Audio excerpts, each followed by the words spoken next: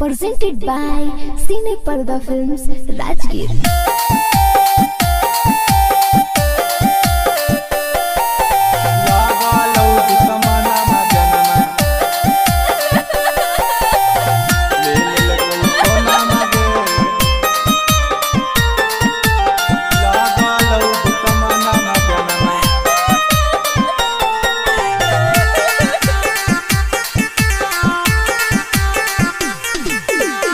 प्यारे में लग गेलौ बड़का गरहनमा गे जन प्यारे में लग गेलौ बड़का गरहनमा गे जन लगलौ दुश्मनमा जनमा ले कौ सोनामा गे जन लगलौ दुश्मनमा जनमा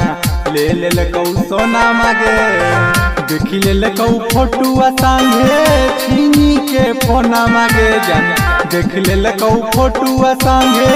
छीनी के फोनमा गे जन लगलौ दुश्मनमा जनमा ले कौ सोनामा गे जन लगलौ दुश्मनमा जनमा ले कौ सोनामा गे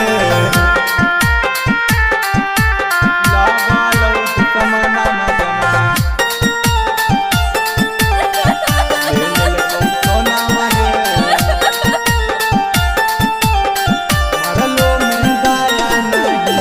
मरलो में दाया नहीं कैल कौ तोर भाई बा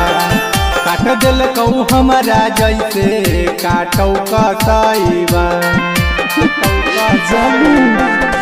मरलो में दाया नहीं कैल कौ तोर भाई बा काट दिल कौ हमारा जैसे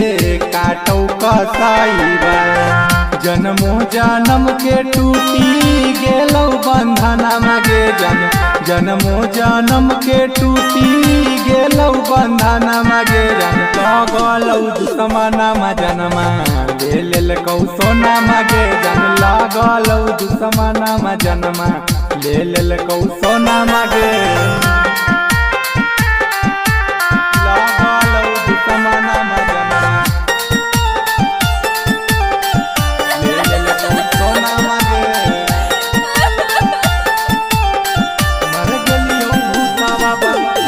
मर गेलियो भूतावा बन के अइबौ हम गाँव में कुछ मिले हो जानू पिपरा के छाँव में पिपरा के छाँव में मर गेलियो भूतावा बन के अइबौ हम गाँव में